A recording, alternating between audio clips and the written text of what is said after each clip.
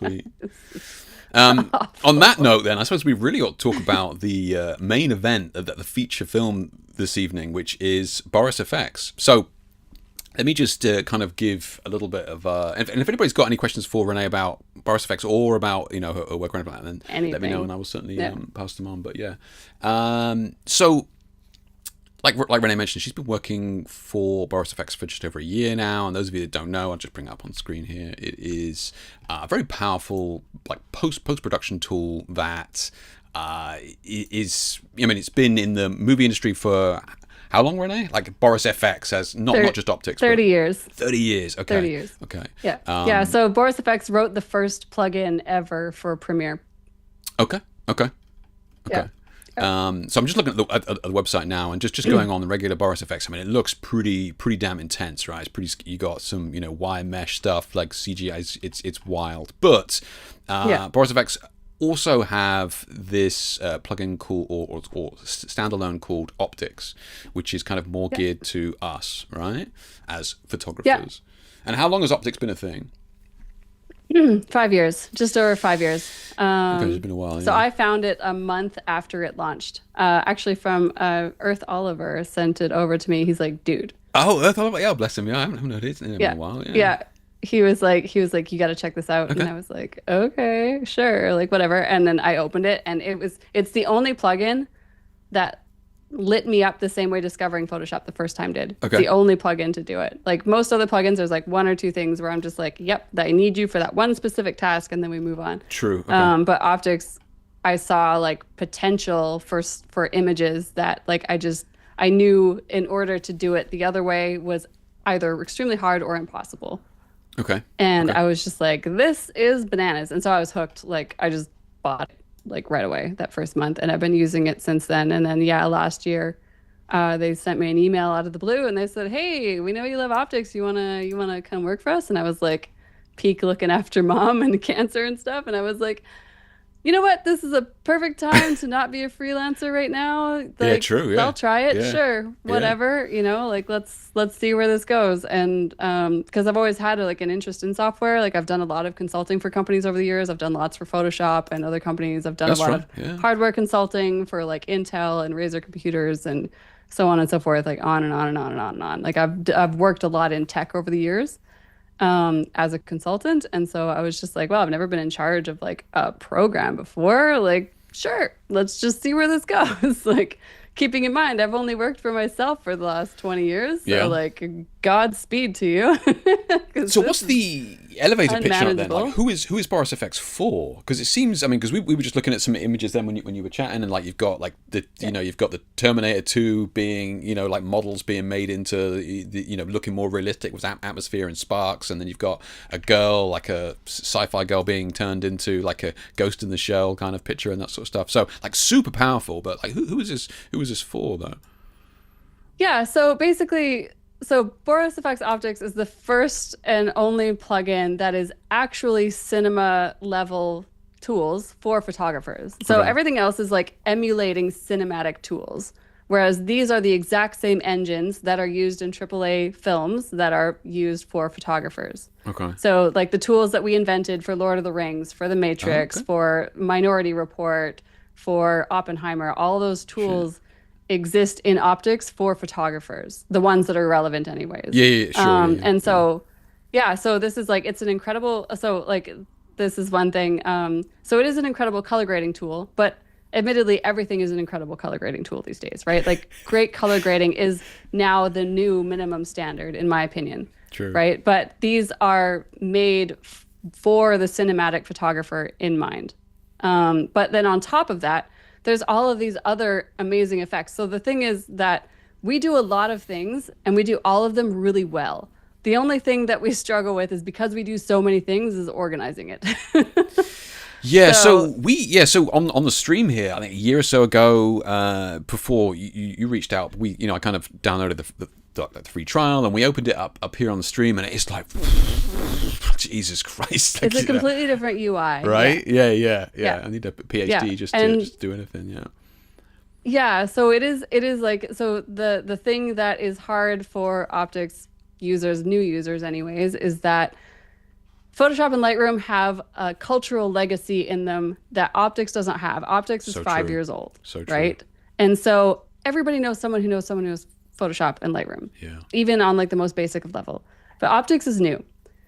Now, the tools that are in Optics have been around for decades, but the UI is different because the things that we do are different. We do things that Photoshop literally can't and doesn't do. We do things that Lightroom definitely can't do. We do things that Affinity 100% does not do. Okay. And so as a result, the UI is a reflection of the fact that, like, yeah, we do a lot of really great things. It is a different ecosystem to learn, but once you've learned it, it actually goes really quickly.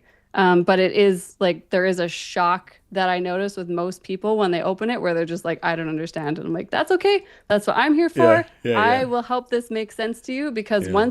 once you get it, it's so fast. Like I have images like that I have edited that would have taken me in Photoshop 90 minutes and I can do in 5. Wow. Okay. Okay. It's bananas. Okay. Yeah, it's wicked. So All like right. it completely changed the visual stories that I wanted to be able to tell. It changed everything about like how I was able to create visual images and like visual storytelling. And that is unusual for me because I'm always constantly looking for like what is the next thing that's out there? What is the next piece of software? Okay. And this was the first time where I was like, "Oh, Because yep, this can do found it." so much, yeah, and we're going to have a look at it in a minute. But Yeah. it is standalone or a plugin or both. You pay once and you get Yeah, both, or so what's it's a the deal? standalone. It's a standalone Piece or of a software, plugin yeah. for Photoshop and Lightroom Classic. Lightroom Classic, okay, yeah, the, Yeah. the only Lightroom, thank you. Yeah, okay. Yeah. Just clarifying. Okay, so it's and when you subscribe, do you like you or purchase it outright? You get both of those, standalone and plugin, or Oh are yeah, they, it's all included. Yeah, cool, yeah, yeah. okay, You get all of okay. it. Yeah, that's no problem. Okay. Yeah. So I suppose, and look, just to preface this and saying, like, this is not like this is not me shilling Boris FX. This is something that I asked Renee to come on a long time ago. She sent me a copy of Boris FX and I was like, look, test it out. If you have any feedback, she wasn't asking me to shill it or sell it to you guys or sponsorship in any way. She was like, look, play around with it, and I would like some feedback on what you think about the interface or whatever, and give feedback on that. So, you know, just to be clear, this is not me shilling it or anything like that. This is me Yeah, you haven't genuinely been being paid for interested. this. Yeah, exactly, right. Yeah. Yeah, I wish. Yeah. I mean, I would definitely be paid for it. Don't get me wrong, but I'm not saying I'm above But no, that. like I'm interested in people who like genuinely are interested in the software. And if somebody isn't, I'm also interested why. Right. Yeah, So like yeah, that's something that like that I'm always having conversations with people, regardless of what level of artists they're at, whether they're new, whether they're experienced, whether they have like a workflow or not. I'm always interested in the whys. Why do you love it and why do you not? Like yeah. I want to Fair. know Okay. what that is because sometimes because as we know, like not every plugin is for you. Like there's like I said, there are so many options out there and 99.9% of them are not for me. Right. And there's Yeah. a possibility that optics is also going to be that not one for you because something else is for you. But I do think that there are a number of artists out there that this software is for and just nobody knows that it exists yet. And so like I actually have a genuine love for the plugin. Like I just before they hired me, I never told anyone about it because I didn't want anyone to know how fast I was getting things done in UI. Oh, I see. It was like Cheeky. a total secret. Okay, It was like bitch. because like yeah, like I literally went back and re-edited 250 composites with optics because I knew that I could suddenly get them better because I'm my working on that art God. book. Jesus. And I was yeah. like, oh my God, now I can get them to where I wanted them to be. But I told nobody because That's I funny, was like, man. this That's is funny. my secret. Yeah. I mean, and look, But and we're going to get into what it can do in a minute, and it is very, very powerful. And you know, I've only just really dabbled in it. I've like done just tiny, tiny little bits, and I was like, oh, okay, yeah, you know, I could probably, you know, we could bring this up on stream and have a play. And then I saw Renee working on some other images the other day, and I'm just like, I am definitely not opening that up, man, because I've barely got past the menu apparently, and I didn't even realize it. So we're very fortunate to have Renee doing this, and what she's done, I've actually asked her to pull out some images from the share a shoot from you guys as well. So maybe she can show us some wacky ways of playing with your images from the share a shoot as well. Yeah. yeah, well, that's what I actually have pulled up here. So just a heads up to anybody who is watching, if I am editing your photo and you're horrified with what I'm doing, please know that this is not a critique. They used to me doing This that is to not them. a, Yeah, they used to me doing that to yeah, them. this is Yeah, not a how it would make your image better. yeah, It's just like these are things that I could do with the software. You don't have to like it. yeah, absolutely. This is Yeah, just like it's a really fun experiment for me because like I normally have like a series of images that I will show people things that I can do in the software. And but this is like I haven't seen these images before today, before like, before right before we hopped online. And yeah, yeah. so True. Yeah, this is going to be yeah. like very, very raw, very unfiltered, like noodling. And look, guys, I'm in the same boat as you because she's pulled two of my bloody images that she's going to ruin. I mean, I improve. did. Look, I'm right there with you. Yeah, yeah, Oh, we're definitely going to improve yours. yeah, yeah. Everyone else is totally perfect. Damn, it's getting roasted. Okay, right. So when you're ready, you want to share your screen and we can have a look at what Yeah, yeah, Boris yeah. is Let's doing. do it. Yeah. Let's do the things. Let's see if we've got any questions here. Play. While she's setting that up. So Dave says I used optics for a lot of cinematic overlays. Let's have a look. Unless it's. There we go. Okay, sorry, just took a while to come through. It's all good. I used optics for a lot of cinematic overlays when shooting cosplay themes. Loved how easy it was to flick through the different looks. Okay, yeah. So and you can create your own looks and or looks is their version of presets and that sort of stuff. So yeah. Yeah. Well, there's so many things. Like legitimately to do like a proper full demo of this actually takes 3 hours. So we're gonna skim a bunch of stuff. Okay. Yeah. Yeah. And if everyone's my excited about ADHD this, just we can couldn't maybe. handle that, mate. Yeah. No, God, no, I wouldn't do that to you. But I'm just saying, if there's enough interest, we could probably do something That's again true. in the That's future true. where we Yeah. can like fall down some really weird rabbit holes. Yeah. Yeah. So whose image is this? Good question. Yeah. Whose image is that? Did we not get? Let me just have a look. Let's see. I'm gonna need to open up Facebook here a second. Let's find it. So we ought to credit the genius behind that shot first. Let's have a look. So comments, 25 comments. Let's see what we got. So we got the red dress, right? Is that the one you're looking at? It's from red Chris. dress, yeah, So with the Chris veil. Young, which is actually, I Chris, think, Chris, nice. you're in chat, I think. Yeah, there you go. Yeah, he's in there. Nice. Yeah. So let's just see what Chris has said about it. So promotional shot I did for a flamenco dancer show last month. Used 3 lights to set up optical spot for the key, large umbrella with diffuser and fill, small 8200 with barn doors in the background. Played around a bit with exposure and color grading. Curious as to what you think and if I need a bit more fill light. Okay, nice one, Chris. Okay, let's have a look. See what Renee can do with this one. I mean, to be honest, like this is just like a really nice image. It I is probably beautiful wouldn't image. do much to it. Yeah, yeah, But I was just yeah. like, well, if we're going to do stuff to it, what would we do?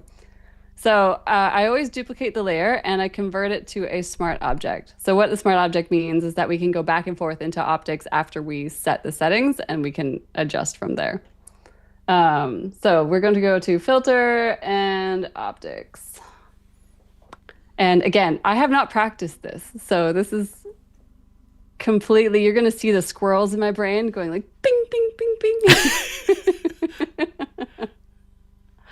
It's going to be a mess.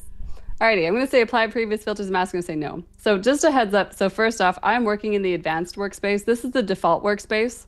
It's not my favorite. The muscle memory is tangly for me. So I go into workspace and I go to advanced and I turn on by default, the filters are turned off. So you get this nice large workspace, but I turn on the filters. So now the layers are all over in the bottom right-hand corner, which for Photoshop brain like myself, Okay. so much nicer. Already a tip that I needed. Nice. Okay.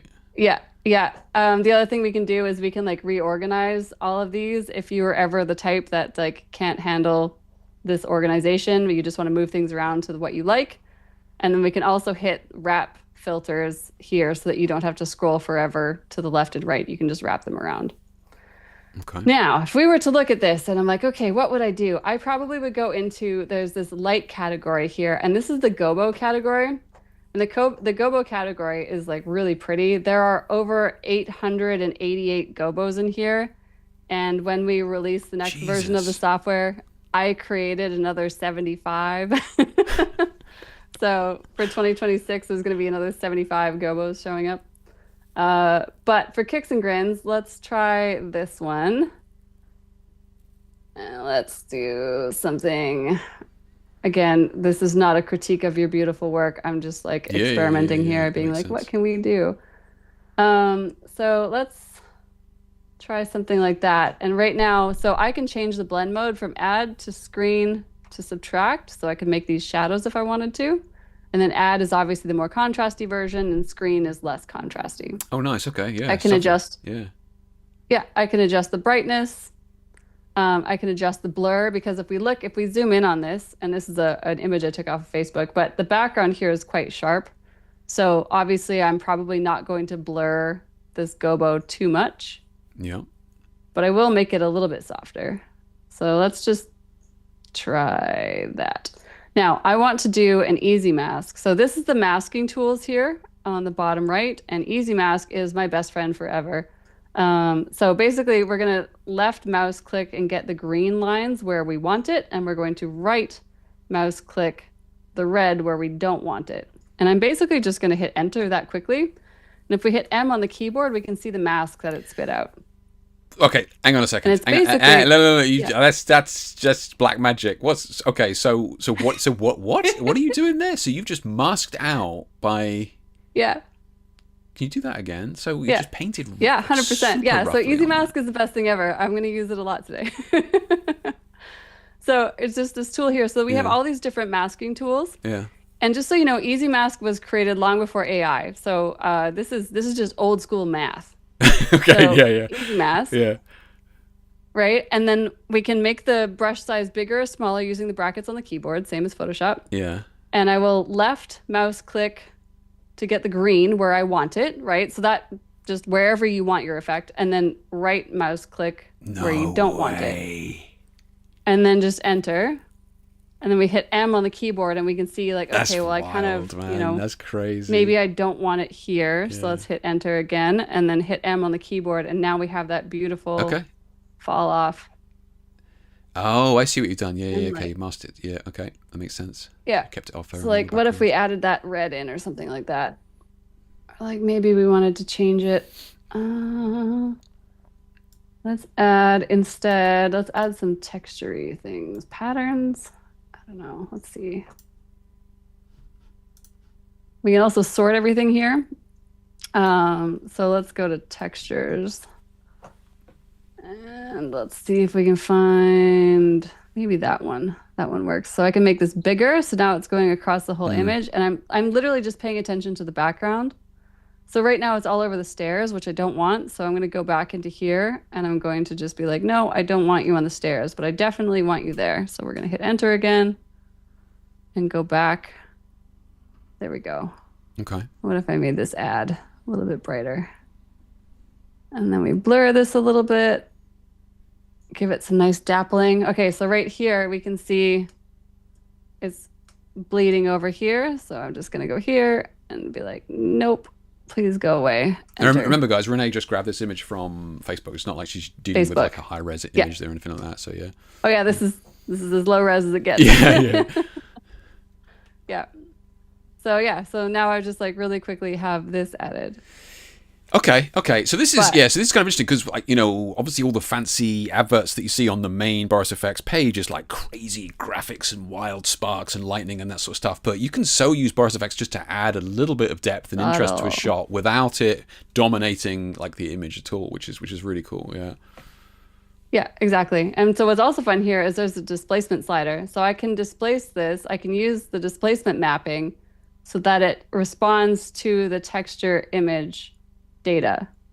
So that, see how it's like wrapping around Yeah. this area here? Yeah, I So can if I see reset that, Yeah. this just looks flat. Yeah. But if I move this, Oh, yeah, see yeah. how it's reading this texture data? Yeah. Okay. Yeah. So that's like very nice Definitely. and very fun. Yeah. So, Definitely bedded in there. Yeah. Okay. Not just yeah. stuck on top. And it works better, obviously, on like a high res image, which if we have time at the end, I'll just show you what it looks like Okay. on like full res. But let's try to go to grads and tints and let's pop into photographic. And let's say we wanted to add,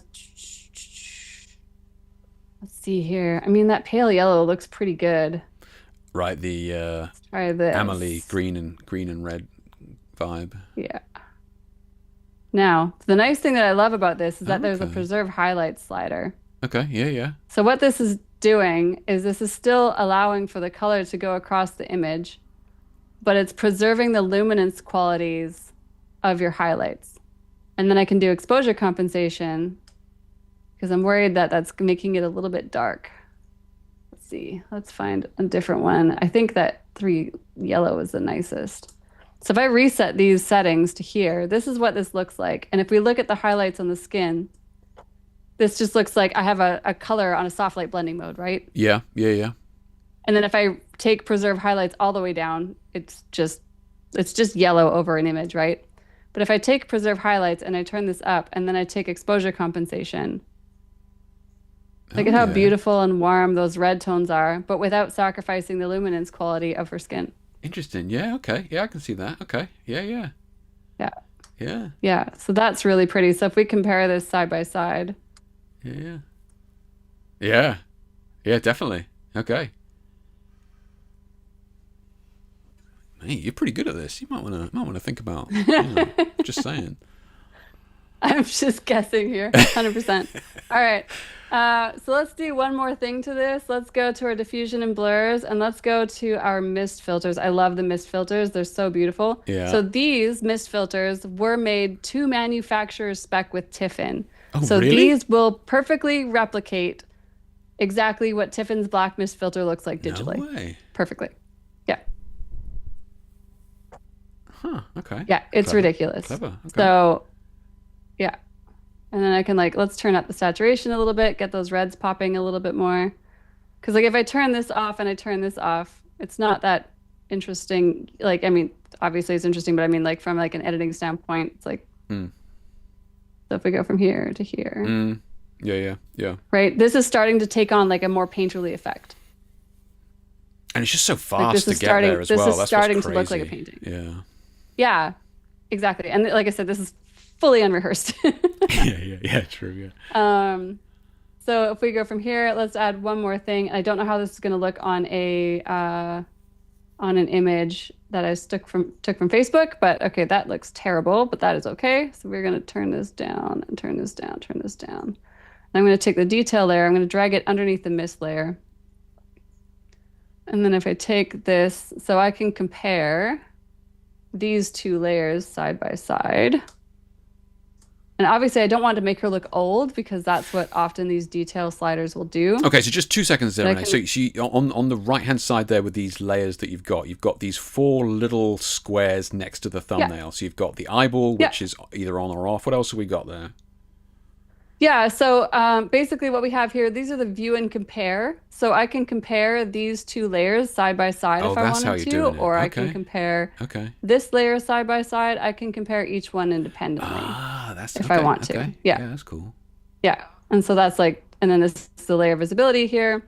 This one here is to enable the masks, which we don't really have to worry about. And then adjusting the parameters. So that's adjusting parameters here. So you have to click that edit for that, for any layer that you're working on, sort of thing, right? Or just double click. Or double click. Okay, nice. Just double click. It happens automatically. Nice. Yeah. So if you wanted to, though, if you wanted to look at the mist layer and adjust detail, I can click on detail and I can still see my mist layer on top. Of course, yeah, okay. And I can adjust this independently. I see, yeah, okay. Right, but what I want to do is I want to bring out some of the detail. But admittedly, I don't really want to take out too much from her face. So if I go here and let's just create an easy mask and say, well, I want all of that detail in this red dress, but I don't really want it affecting here. Let's just see what happens. I'm fully guessing, but again, live edits. Woo. There we go. How did you get it to think about it then? Did you just hit enter or something or what? I just hit enter. Yeah, okay. That's exactly right. So now, there we go. Go here. I can M on the keyboard and now I can see exactly what that mask looks like. Ah, okay. So I think what this has done is a really nice job of giving me more detail in the dress while subtly, again, hard to probably see on Zoom. Yeah. Okay. Yeah, I can there's I can see it changing. Yeah, very, very subtle work. Okay. And so before and after. Clever. Okay. Yeah. So if I go to the light, I'm going to say that's probably a little bit too distracting for me. So I would turn down the layer opacity. Because I just want it to be subtle. I don't want it to be there's a gobo in the background. Right? I know, right? I just want it to be just a little. Welcome to right? photography. The best work is just a bunch of really small, subtle adjustments. And so if I like this, then I can just hit apply. And then we can compare before and after. So that just gives you, okay. So can you now edit that again, or is that you got to start everything again?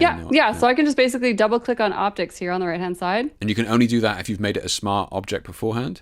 Smart object. Yeah, smart object is key. Okay. So there's only one scenario where we don't use smart objects, and that's if you want to export the mask. So let's say you've done like a really great easy mask, and you're like, I want to use that mask in my PSD for continuity purposes. You can do that, but that's the only time where you don't use a smart object. Okay. Okay.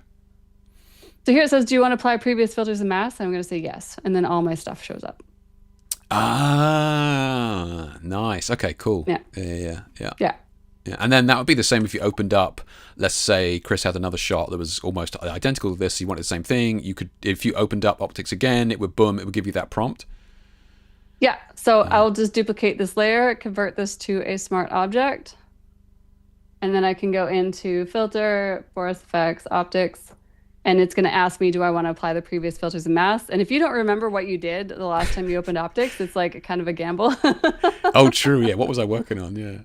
Yeah, exactly. So it's always kind of like, oh, I wonder what that was. So I can say, yes, apply the previous filters and masks, and it's going to apply it. But obviously, I'm going to have to re-render these. I see. Okay. Clever.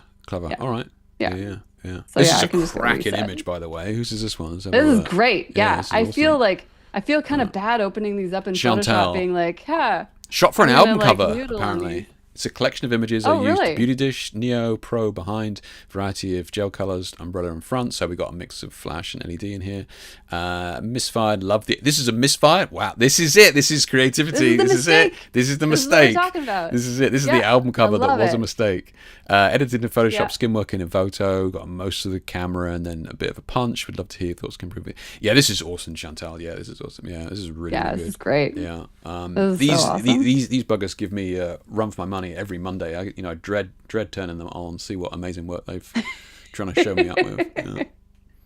That's good. It is That's good, what you need. Whilst you open up the next one, let's have a check some of these comments. Give me 2 seconds.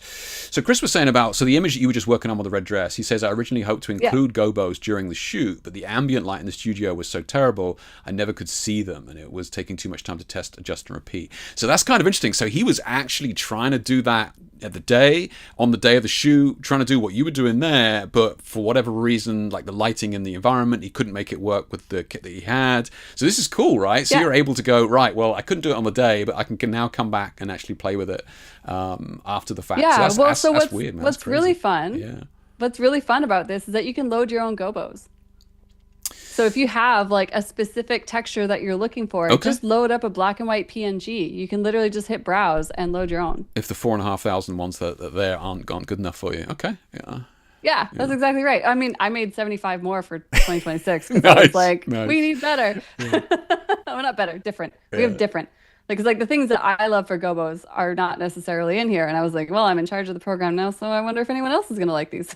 Nice. Yeah, I mean, you've got to have some perks, right? Yeah. So Jamie says a smart object integration is a must for me. That's another selling point.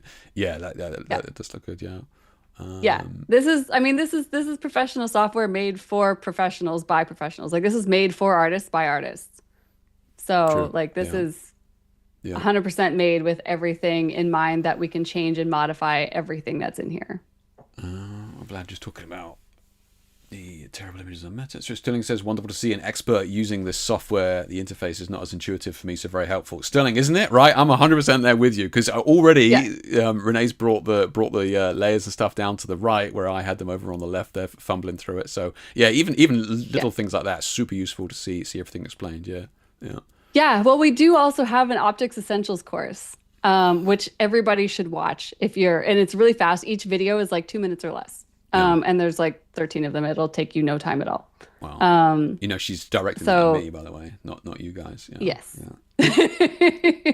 Yeah, 100%. So since it's now, you might have another look at any discount codes. I have no idea whether they do any discount codes or anything like that, I'm afraid to say. But obviously, if Renee does, if you were signed up for our affiliate link, Jake, then we might be able to hook you up.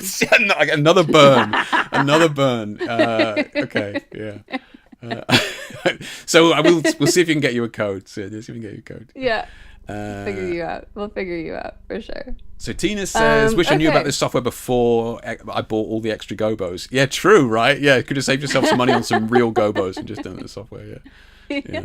I mean, admittedly, like, because I have an optical snoot and like I don't use it as much anymore. I mean, there's obviously certain reasons why you use an optical snoot over anything else because there is no replacing it sometimes. But yeah, for like textured backgrounds and stuff like that, yeah, I literally just use the light filter because I'm just like, it's literally so much faster because it's one less thing.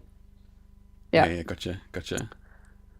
Okay, let's see. What do we do with this one? Man, these are so good. It's tough to improve on this one. You got your work cut out for you. I know. I don't know how to make these better. Well, not better. That's the wrong word. I don't know how to change them in a way that is more aesthetically pleasing than what's already there. I feel like everything I do on these is just gonna make them like worse. Let's try Malcolm X. Let's see. Actually, The Godfather 2. Let's do that. All right. So what's cool about the color correction? So this is in the color correct tab. So there's color and color correct, and these are all movie looks. Okay. So these are all created, based on famous movies. So like obviously we made a bunch of stuff for Lord of the Rings. Here's Lord of the Rings. But here's The Godfather 2. And so what's really great about this is that there's master, shadows, midtones, and highlights. And the easiest way to describe you how this works is we go to the highlights filter, and I'm going to pick a color that is abysmal, like this blue. Now there's position and range. And so if we look at the range, so we're going to zoom in here. And again, this is a Facebook image, so we're only going to get so good here. But when we adjust the range, look at where the blue is going to. So we can very, very, very specifically color correct our images based on luminance values and by customizing the range position ourselves. Okay, so this is similar to blend diff in Photoshop? This is way more mathematically complicated than blend diff. Okay. Yeah. I'll just shut up. Yeah. Yeah, no. But like it's similar. It's a similar idea. Yeah. It's a similar idea as blend diff. But it's like blend diff's bigger, beefier brother. Fair enough. And then there's also position here, so we can fine tune both of these independently. Okay. So we can be like, okay, so let's say here, for example, we wanted to bump up the contrast and brightness on just these ranges, right? So this color is hot garbage, obviously, but that's not really what we're going for. So let's reset the color. And let's just go straight to the brightness and then the contrast and just like bump up the contrast, and it's only adjusting the contrast within those ranges. Okay. Yeah. So obviously we have a color correction going on top of this because there's like a look that we applied. But if we reset these, so that's the before and that's the after.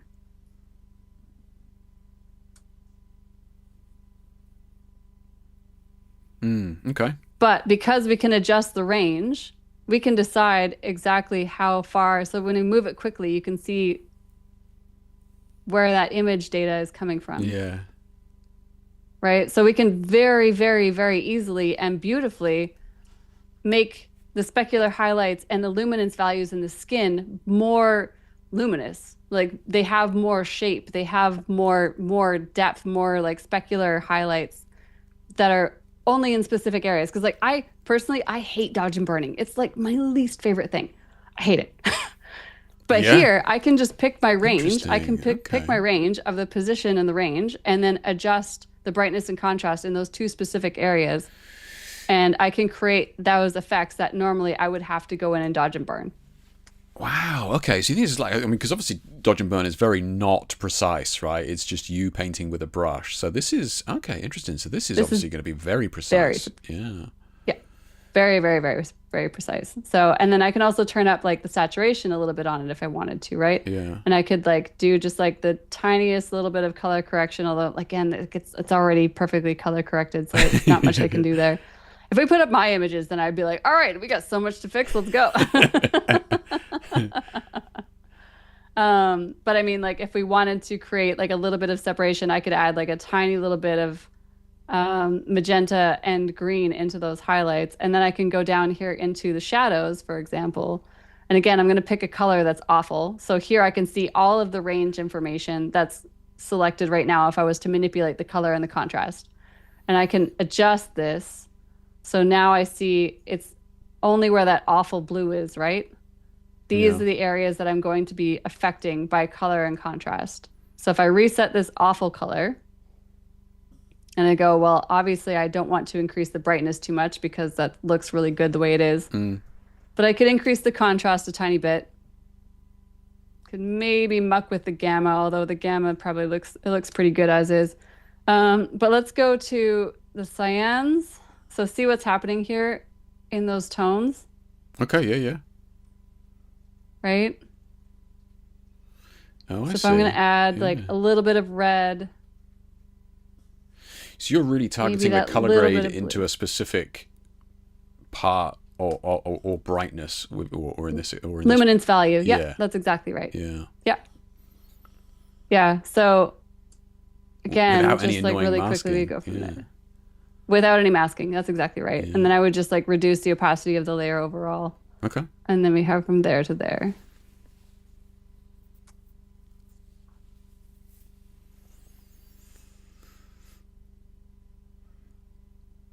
And then like because I'm that person, I really do love these mist filters. So I probably actually let's try a halo filter. Let's try that. Okay, all right. Okay. Let's get weird with this. Yeah. Let's try an easy mask and be like, okay, I actually want the easy mask to be all over here, but I don't really want it to be on these more luminant values of her. So let's just hit enter and see what happens. Oh yeah, that's fun.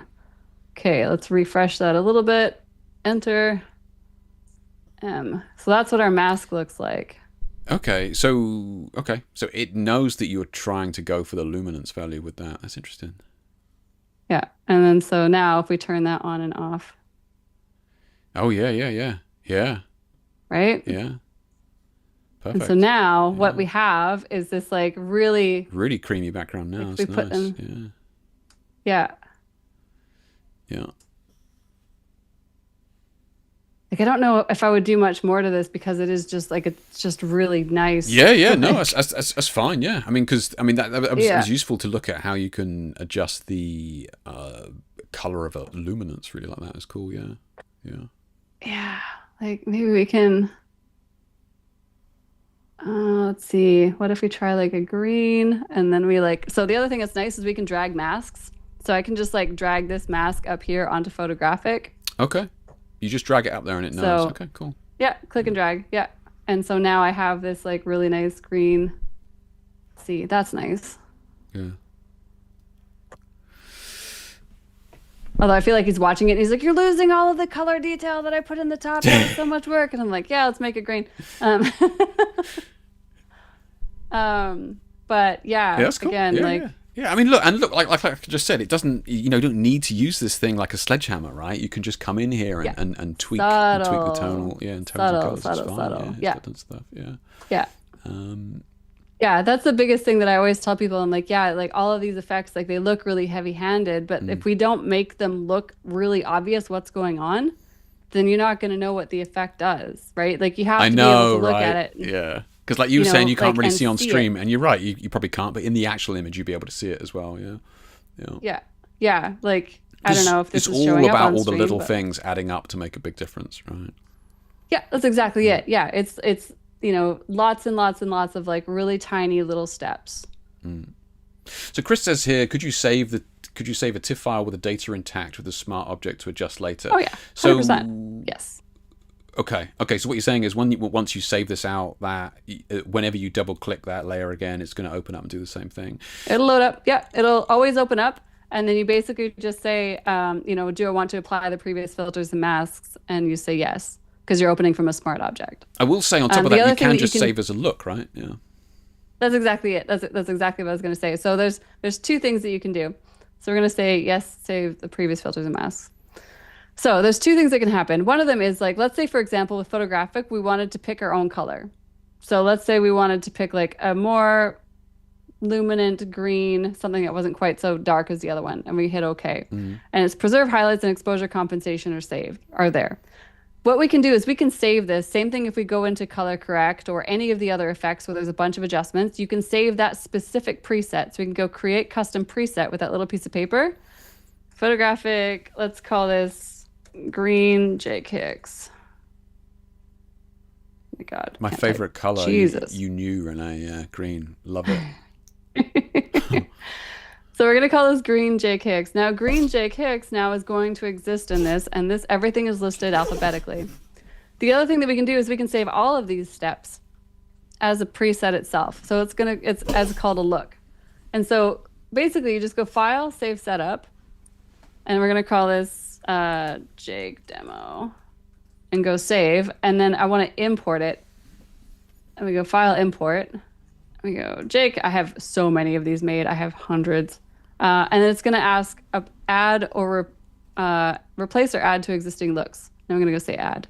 So now when I go to looks category, I have a bunch of these Oh here. my God. I have so many. And this is nothing. I have actually hundreds. I clear it out every now and then just to like Jesus. Yeah. Okay. just to flesh it out. But it is alphabetical. So then we're gonna go to J, K, H I J. There you are, Jake Demo. But like these are some of the other effects that I've saved over the. Okay, yeah, you can just, it's instant as well. I mean, there's zero lag on that. You just Zero lag, yeah. absolutely zero lag. Yeah, yeah, it's gorgeous. So yeah, so Okay. that's like basically Yeah. the two ways that you can organize it, and that's really nice. Okay. Um, What else we got in Let me there? see here. I'm just waiting for Photoshop to finish thinking. My computer sometimes is like, "Oh my God, are we trying to do Zoom and I know, I Photoshop? know. Why?" Yeah, I'm amazed this has Yeah. lasted as long as it has. Yeah. Let's see what else we got here. Let's try this one. This one's beautiful. There isn't much that I would do to this at all. Oh Again, same, wow! like, Okay, this is cool. Let's have a look. Whose is this one? Let's have a isn't it quick beautiful? look. Sweet. This is from Terry. So Kira cosplay from a few weeks ago. 5 p.m. Sunlight in the woods. Color temp shifted. 1AD 300 in Yeah. a strip box. 8200 CTO stacked with pink gel on top. Black mist filter on the lens. Red eyes are contacts. The model wore intentional overexposure for a bit of Twilight vibes. This is awesome, Terry. Really, really This is cool. great. Yeah. Wow. Yeah. Yeah. Yeah. I mean, these are all great. There's like, you have no slackers in your group, which No makes picking buggers. things Yeah. hard. No, yeah. So let's go into optics. And like there's one effect here. This is one of our most popular filters in the whole plugin. We have people who buy the plugin just for this one effect. Okay. And when I saw it, I was like, ooh, yeah, I bet you this would look really cool. So it's under light Yeah. and it's called S Ultra Glow. And basically what this is we created this for Lord of the Rings. Oh yeah. And this is the effect that they Yeah. use to make Sting glow. Yeah. So what we can do is we can adjust the threshold. Lillian Liu loves this filter as well. She's a big fan. But we can like, Okay. again, we can hue shift this. Oh, nice. Yeah, yeah, yeah. Okay. So we can get this kind of matching nicely. And again, just like very subtle, Yeah, yeah, yeah. Clever. Clever, like that's just interesting. Yeah. very pretty. And then we can adjust like the glow width, right? So we can make it really wide or we can make it quite narrow. Oh, We how can adjust fuzzy the and glow furry it is. fall off, Oh, yeah, yeah. right? So you can keep it nice and close to the body or you can have it quite wide. This plugin is so Then responsive. there's It's wild, man. Like, do you know what it's I mean? instant. I It's know, I know, instant. I'm old Yeah. AF, but I mean, I know stuff used to you just go away, make a coffee, and come back if you want to generate a lens flare. Fucking wild. Yeah. But yeah, it's Yeah, just that's crazy. exactly right. Yeah. Yeah. So it's really, really, really easy to adjust. And then of course there's like afterglow and all this other stuff and like edges. Like we could go here and like go to like this discotheque one here Okay. and just start like noodling around with all these because like these are all the presets, right? Like all of these exist as Right. well. Okay. Yeah. Yeah. But So they're the honestly I just like internal to go. looks over there on the left, right? Yeah, yeah. So these all come with it. But yeah, I just basically go in here and start like noodling around with this. Let's make that blue again. Yeah, that looks nice.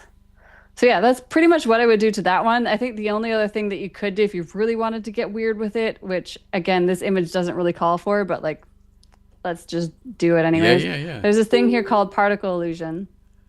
And so what's fun about this is there's all of these effects here. They're basically like, stamp effects that have all of these different aesthetics around them, right? So we can like move things around and like make all these pretty little effects like so.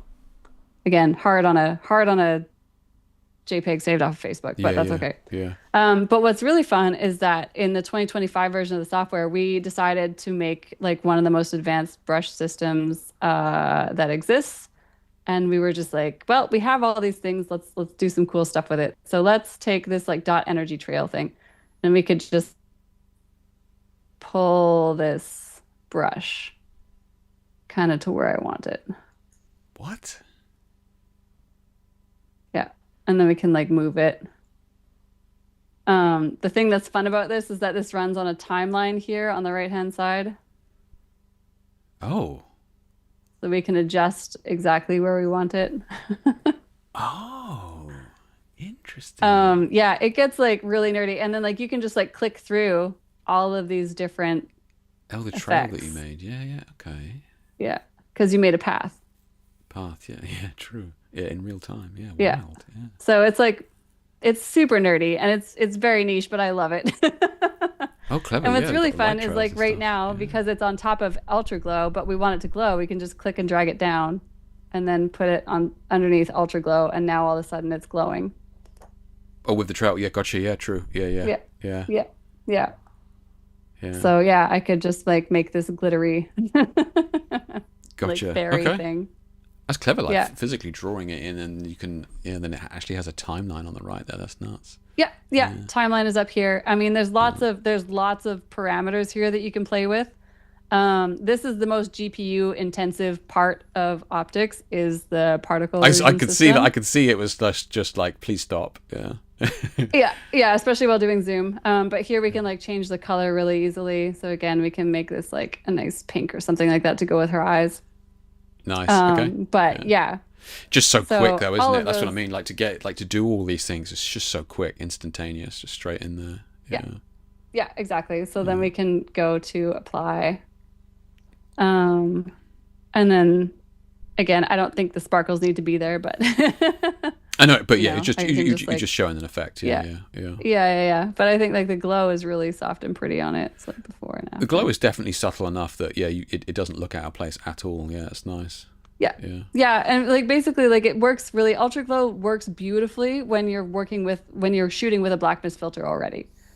Because you already have that softness, right? True, You have true. that It doesn't look out of atmospheric place. depth. Yeah, yeah, Yeah, so yeah, it sits very yeah. nicely. And that's It what he works said, really right? He said well. he was using. He said he was using Yeah, the yeah black mist black filter. mist Yeah, filter. nice. Yeah.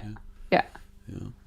All right, Jamie, your image is trash. Just kidding. Move on, move on. It can't be saved. Can't be saved. Yeah. So Dave says he uses the cinema. I'm sure I saw Dave talking about the.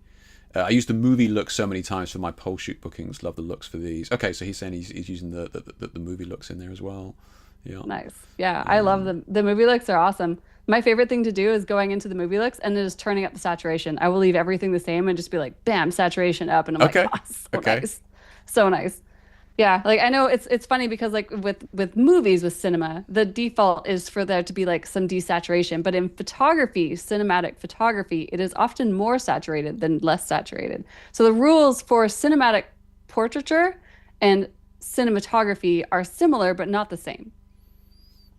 Okay. Yeah. We've got Chris here says, in terms of workflow with this suite, do you find yourself doing much color correction grading in Lightroom, Capture One, before bringing it and opening it in Optics? So I think Chris is saying there, do you do everything in here, or are you getting your image pretty much squared away in Lightroom and then bring it in here? I mean, it depends what I want to do with the image. So I get myself so I get my skin work done. Okay. I do that basically like right away. I Okay. mean but that's always, even when I'm building a composite, I always do the skin work first, right? Like that's just part of my workflow is like step number one, skin, and like whatever unnecessary cleanup of hodgepodgey stuff like flyaways and stuff like that. Yeah. So I always do all that cleanup first. So that means I am getting myself to like a basic color correction, where it's not neon blue anymore if I don't want it to be neon blue.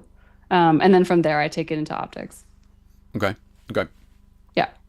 Yeah. But it ultimately also depends on what it is that I'm doing with the image, right? So am I working with particle illusion and I just need like a couple of elements put in first, Or is there skin that I right? need to So work like, with? Yeah. yeah, exactly. So like in this case here, like for example, let's say I wanted to do particle illusion. when my computer's done pitching a fit. There you go. So let's just take this for example. So let's say I just wanted this like on its own, but I didn't want it like on the rest of the image. So I wanted to make sure I was going back into Photoshop with a singular piece. So then what I'll do is I'll create a new layer. I'll go to color and I go to the color tab and I grab a black layer and I click and drag this underneath PI, my particle illusion layer, and then I just hit apply and then I put that on a screen blending mode when I get back into Photoshop. Oh, yeah, true. Yeah, nice. Okay. Yeah. So that's so like I use optics for a lot of different reasons, right? For a lot of different tools. Yeah, clever. Yeah. But let's get rid of that. So right click, delete layer. Okay. Jamie, what are we going to do to you? Let's go to photographic.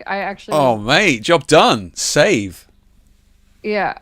Let's hit that preserve highlights slider though, and a little bit of exposure compensation. Let's go to like nice. One more. Yeah. Let's go to the light leaks category. Light leaks. Let's see here. What do we have? So Dave was saying these effects were responsible many times for what was supposedly a 2-minute edit becoming an hour long as I fell down the rabbit hole of trying different effects. It is true, man. I know. Yeah. It can save you time once you know what you want. Yeah. Once you know what you want. Yeah. But the rabbit hole is deep. But I mean, it was like that learning Photoshop, man. Like, right? You know, when I first got Photoshop, like it was like daunting. There was so much to learn. Yeah. It was crazy. I wouldn't want to be a new person opening up Photoshop now. Oh, right. Yeah. Because we grew with it, right? Over 20 years. That's exactly right. I talk about this all the time, is that it's like, you know, like trying to teach myself Photoshop in Photoshop 7 was nothing like trying to learn Photoshop now. Yeah. Yeah, it's a totally different animal. But yeah, so let's see here. Let's like noodle with some of these colors. Let's go you. Let's go you. No, let's you. There we go. Hey Sean, how you doing? Another optics lover there. Sean says he loves using optics. Okay, bunch of people here who are using it. Nice. I do love hearing that people like using optics. It's always fun for me. Let's see. Let's reduce that opacity a little bit. Let's take another layer here. What do we want to do? Oh my God, there's so many things. Let's try Magic Sharp. So the thing that I love about Magic Sharp, and again, this is going to be hard to see on like a JPEG image from Facebook. Yeah. But I'm going to over sharpen the life out of this. What's great about this is there's a sharpen threshold slider. So I can push this along and we can see exactly where things are being sharpened now. So like the highlights there and yeah. Yeah, exactly. So we can push this all along here. So I like to sharpen largely like my specular highlights and things like that. And then I'll just turn down the sharpen amount. So now what this looks like is before and after. So see how that's bringing out all those nice highlight details. Yeah, see, I would typically do that manually in Photoshop, you know, masking it's so much work. Yeah, literally sharpen amount threshold, like done. It takes no time. And you can literally save that as a preset so that you can just like have that in your sharpen folder where it's just like Jake's sharpening, like, and you just apply it. You don't have to like change it every time. But there's also detail tuning. So this is what's crazy. So this is, this gets spectrumy, but it's fun. She's Canadian. She can say it. So we can, like, she can say it. So there's fine. We can sharpen by the fine details, small details, medium, and coarse, or we can sharpen by the Luma, Chroma, red, green, and blue channel independently. Yeah. Wow. That's bananas. That is. That's crazy. Yeah. Like, but I mean, like that's admittedly that level of sharpening is for product people. Right. Yeah. Good point. Yeah. Portraits, we don't usually need to worry about that much. Like basically we can just like slam this into like sharpen amount threshold. That's kind of like, my we're pace. Good. Yeah, exactly. Like we don't have to overcomplicate it, but like all those channel tuning and everything, like that's for like really like weapons grade landscape shooters and product shooters, like where like all those little tiny details are like so important. But portrait photographers, sharpen amount and sharpen threshold, we're good. Nice. Okay. Let's see here. What else can we do? Let's try a diffusion. Ooh, that could be fun. Okay, so diffusion is different from light. But let's try this. Ooh, there we go. Let's add a color. I'm like totally murking all of the original colors that are in here. I'm just like, oh, these are your colors. Let's do the exact opposite. But one of the benefit of there being a bunch of colors in there already is that it doesn't look out of place when you start playing around with other colors and stuff. If it Yeah. had been a neutral image, it would have looked odd, but yeah, it definitely works. Yeah. So I think that this spot here is getting a little bit hot. So I'm going to create a paintbrush mask. I'm going True. to invert the mask, which is very handy. This underneath willow, invert mask, underneath window. I can speak, it's fine. Um, I'm gonna make my brush big, and then here is the brush opacity, so 0 and 100. So let's take this down to like 25% and just reduce that hot spot there, Where's the softness on that? Because that brush looked. Is there a way to? right next to it. Oh, there it is. Okay, nice, nice. Yeah. Yeah, yeah. So I've just like very gently knocked down that one hot spot in the Mm-hmm. corner there. And then I can do the same thing, like, I like that little bit of brightness on her forehead, but not that much. So let's just like take that down just a little bit. There we go. Okay. And again, this is like just noodling here. I don't know if I've made anything better on any of these. I think they're both equally as good. I love them both It's equally. just different. I think it's just like another take, right? Yeah, it is a cool But shot though, Jamie. yeah, Very very cool shot. Yeah, I love the colors in that. yeah, Yeah. this is super fun. Yeah. And like total mega babe, great outfit and everything. Um, yeah, this is fun. So let's see, let's go for one more and let's go to the film lab. Let's hit up film effects. Actually, that one's not bad. If we like turn down the opacity on it, and let's see here. Let's play with the, So what is it you're doing? What's there we this? go. Okay, so this is the negative film and print film. This is again, Okay, the actual film spectromy. stock, right? Yeah, actual film stock. Yeah. Yeah. So there's the negative film and the print film, so it applies differently. So then there's like glow brightness. So we can like add some glow in here if we wanted to. I can like reduce the soft focus look if I wanted to as well. There's grain details. Okay, so this is where it gets real fun. We can amplify the grain information based on the red, green, and blue channel independently, and the darks and the Okay. brights independently, and the midtones. And we can change the positioning of the midtones as well. And then we can blur Vlad, the I hope you're channels still in in the chat. same. Vlad, we have a guy in chat who loves like grain. He just goes wild for grain. Surely that Oh, surely that well, must be enough for oh him my in God, that. we That's literally have a whole crazy. category. We have two That's whole that's categories just for wild. grain. Yeah, that's crazy.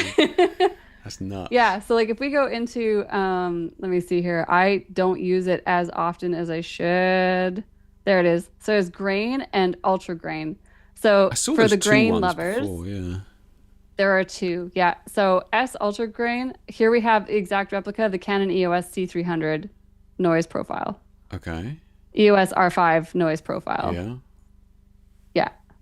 So like for myself, if as a composite artist, if I'm using like 3D elements or like, AI pieces, for example, right? And you're like, I want to put in these pieces, but they inherently don't have noise. They have no image noise whatsoever. So when you go to print it, it looks super weird. Okay. So if I was to start building in those elements, what I would do is I would go to the Canon EOS R5 and I would make sure that that element before I composited it had the noise profile of my R5.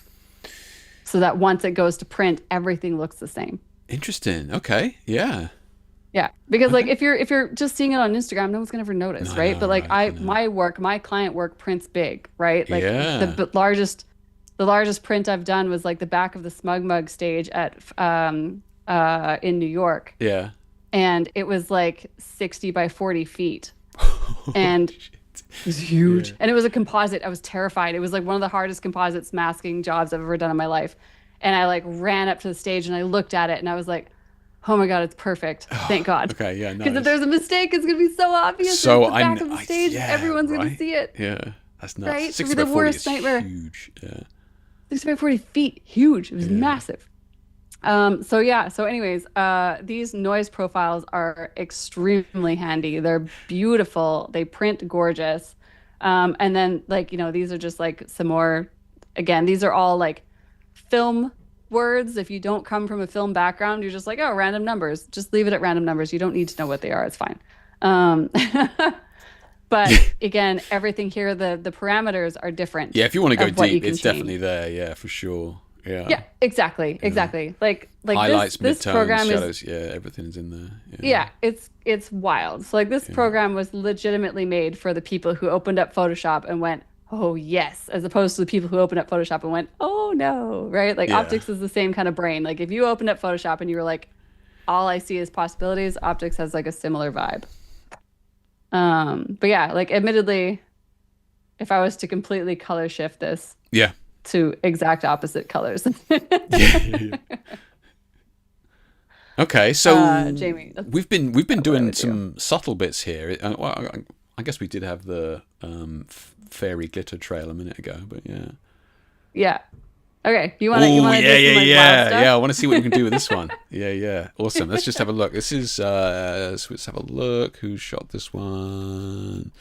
So this is from Tony. So Tony says this is cosplayer's 40K Space Wolf costume at our local Geek Markets event. It was so awesome. I had to do something with it. Yeah, this is Yeah, crazy, this is man. great. Yeah, such a Yeah. cool outfit and such a cool shot as well. And yeah, really really good stuff. Yeah. Yeah, this is fun. So we're gonna duplicate this and convert it to a smart object as is tradition. All right. And filter optics. So yeah, we can get into here and we can do some super fun stuff with this. Like we don't have to be subtle. True. Yeah, yeah.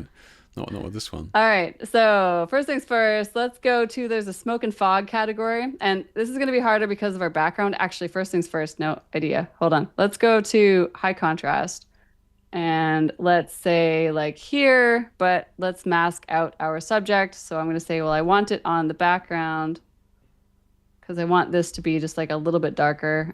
And then I want this to be brighter. And at first, this is going to look terrible, but I promise you, Okay. I think it'll make sense. Again, having never practiced this image before, there we go.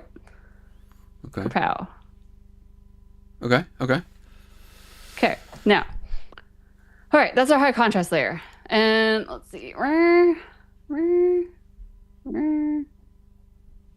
You know what? Let's put a little bit, let's erase that because I think I want the feet to go a little bit darker as well. So we'll go back to here. Be like, actually, we can let that get darker. So if we hit enter, there we go. All right. Okay. So you can modify Now that we're going to be able to mask. see, Okay. huh? So you can actually modify Yeah. that mask using the same smart, easy thing. Okay, clever. Yeah. Yeah, easy mask. Yeah. Yeah. Yeah. All the tools are up here. So there's the erase, and then there's like selecting your subject and selecting your background. Okay.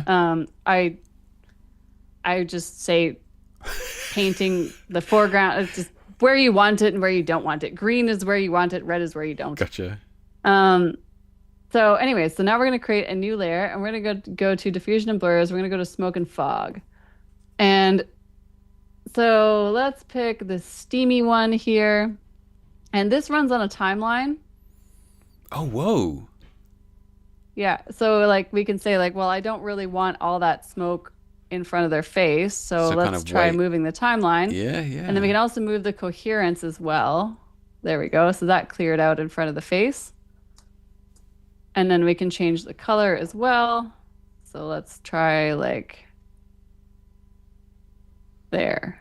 Let's try that. Down for that. And then we can also change the sprite of the smoke, which is probably going to be like less obvious here, but we can see how the sprite changes. Okay. So the texture of the smoke changes. Is that the technical term for the shape of smoke? Sprite? Sprite. Yeah. There you go. Did not know Yeah. that. Well, because these are 3D, these are created from 3D, Okay. right? So Okay. then they all these things inherently start with a sprite. Gotcha. Yeah. So we can adjust the density as well. So we can make this like super dense or not. We can adjust the scale of like how big we want this smoke to be versus not. There's also fog as well, which I'm not going to get into here because it also runs on a random seed. And then there's prism effects as well, but we're going to add those later. So let's go smoke and fog. Let's just call that one good. So if we go before and after right now. Okay. Yeah, yeah, yeah. Okay. Now let's go into, let's make some lightning because that would be That's dope. what I'm here for. Let's add some super cool lightning in here. Nice. So all of this is obviously fully adjustable. Clever. So you just clicked on that one look Ultra Zap preset down there. It gave you this curve, and then you adjusted those points on that curve. Yeah, that's exactly right. So let's just try it like that. Now, this also runs on a timeline. Oh, yeah, nice. It also has a number of bolts, so we could have like lots of them or not very many. Yeah. We can adjust the color, so it can be like, we can adjust the bolt hue. We can make this pretty wackadoodle if we wanted to. The other thing that's nice is we can adjust the blur, so we can like feather it so that it'll match the aperture, because inherently things that are made in 3D are always going to be sharper than anything photographic. Yep. Yeah. So I'm just going to add like a 1 mark of feathering onto it. Yeah. But this is not the right, let's see here. There we go. I'm going to say this is not the, I forget the name of it, the Sisters of something, that they have all the pink in Warhammer. Oh yeah, this is a no, I don't know. You're right. I do know the faction you mean there. Yeah. So let's say we want it to go behind the upper body, but in front of the lower body. So we're gonna hit enter, and just like that, again, that mask is made. So it's so quick. But you could have used the old mask as well. You could just dragged it up, right? Totally could have copied it up. Yep. Yeah. Okay. 100%. Nice. But sometimes I just forget. I mean, it's so quick, also change right? how. Yeah, I can change how branchy I want this to be. Okay. I can change the branch angle. Oh, Jesus Christ. So we can just like have this like lightning going everywhere just because. Yeah. Damn. Yeah. We can do so much. Okay, so let's go one more from here. Let's go. Let's see. What do we want to do? Grunge. No, we're not gonna. Nice. Do that. 1999 all over again. Love it. I know, right? It strikes again. Let's hit escape from New York and see what happens. So if we turn up the saturation on this, that gets a little too flat. Okay, let's try close encounters. Okay. I do like the Matrix. I do usually have fun with the Matrix. Okay, so let's try that. Oh, that's looking pretty good. Yeah. Okay, so now let's go to our highlights. Remember how we were talking about this earlier? We're going to pick an abysmal color, something that looks terrible. Right. And we're going to select our highlight ranges. So let's say like there. And you choose that terrible color so that it's easy to see, right? Yeah, that's exactly right. Yeah. And so now I can increase the brightness and contrast in just those areas. So now if we look before, after. Okay, yeah. Right? And so now I can go to my shadows. Same thing. We're going to pick a terrible color. Like so. And we're going to pick a range. Oh, yeah. Like so. We reset this. And then we're going to say, well, I want to drop the brightness. I'm going to increase the contrast. There we go. And now let's take our hue and adjust that.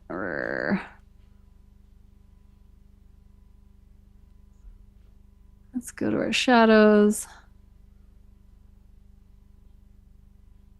Doing this live, like unrehearsed, is hard. This is fun. It's looking great, though. Yeah, very cool. Yeah, and we've had such a great range of images being submitted to the work. It's been awesome.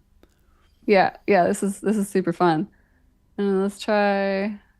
No, that's definitely not going to work. That's terrible. Reset you. There we go.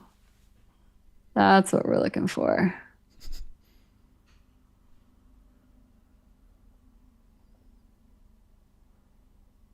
Okay. Yeah, get some contrast back in there. Yeah, there we go. Yeah. So I'm like trying to bring it back to like a little bit of like the color grading that he had. Yeah, with a little bit of contrast. Yeah, nice. Yeah. But if we turn off the smoke and fog, it looks like that. Gotcha. Right? And then like turn off the high contrast, we get that, right? Okay. So, Yeah.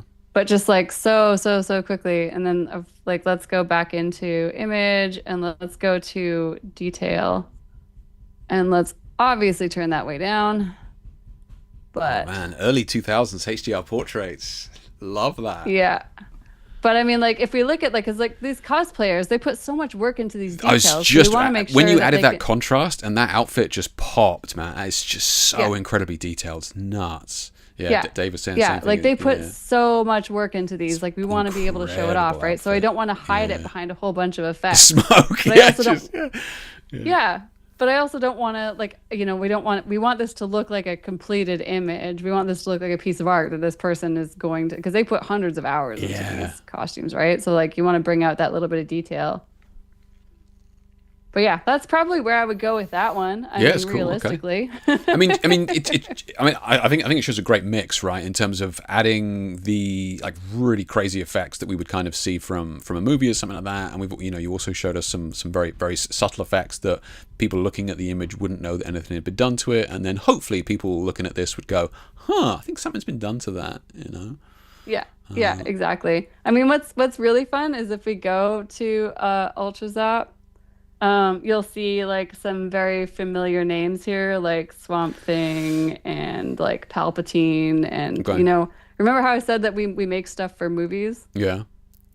This is because we made the thing for Palpatine. Oh, Like that's what is it Star Wars really? That's Palpatine. from. Yeah, No way. yeah, yeah. Oh shit. Cool, right? That's how they Yeah, did it. so like That's nuts. whenever you look through these effects, like there's a bunch of stuff in here. So like lens and distort, for example, warp polar. This is the Matrix, like the warp fisheye. So remember when they were like reaching down to the handle and opening the handle Oh and it was all distorted? yeah. Yeah. Okay. That's these. Interesting. Okay. Yeah. Okay. So look, But yeah, it's so go on. you'll see a lot of stuff in optics where you're just like, why does that exist? And you're like, remember movies. Like these things come from movies. They were like the reason they exist is because someone was making a movie and they asked for it. Yeah, because I saw the names and I'm like, oh, they've just called it that for just cause, and I didn't actually realize that was from the actual movie. That's Yeah. nuts. Yeah. So dirty. There's so much nerd culture hidden in this software too. Yeah. And that's just like what's so fun for It's me. been around is for that 30 it's years, like, you said, right? So yeah. yeah, Yeah. yeah. Yeah. Well, the motion graphics team has been. Optics has been around for 5, but like, Yeah. all this stuff comes from the Comes motion from graphics anyway, team. So yeah. yeah. So Yeah. look, it's obviously getting late. I want to be respectful of your time as well. So is there something? I'm fine. It's is a it- question of if everybody's watching. It's just Yeah, like, oh my God, right. can you just shut up already? Like, you just want to cut this off before we get. I to knew one I of was the saying questions. it's like, so I think we've run out of time, guys. No, it's fine. So yeah, so let's have a look at because I was asking you about displacement maps and that sort of thing. So Yeah. this image could be a cool one to do that on. Yeah, let's do that. Okay. Filter. Oh yeah, there's one of the things that we can do in here too. That's really nice. And this is not a Facebook saved image, I think, so we'll have a little bit more resolution to work with. Are there any questions or anything so far from people? I mean, is anybody mortified with what I've done to their image? Because I'm so sorry if you hate it. Jamie said he's unfriending you, but other than that, I think. Oh, that's fine. I think he's good. Yeah. Vlad was abusing us for interchanging grain and noise inappropriately, but other than that, yeah. I think Oh we're good, yeah, that's fine. I'm not quite that weapons grade when it comes to Yeah. noise and grain. Yeah, Vlad has a go at me every single time. I kind of lean into it a Yeah. little bit, so I would, but yeah. So Gripe says, is there any option for halation? Refresh my brain on halation again. Hold on, I'm gonna look that up. I mean, it's kind of like bloom in the highlights, right? Kind of. Hold on. It's one of those things where I know what it is when I see it, but yeah. Oh, bloom inhalation. Do.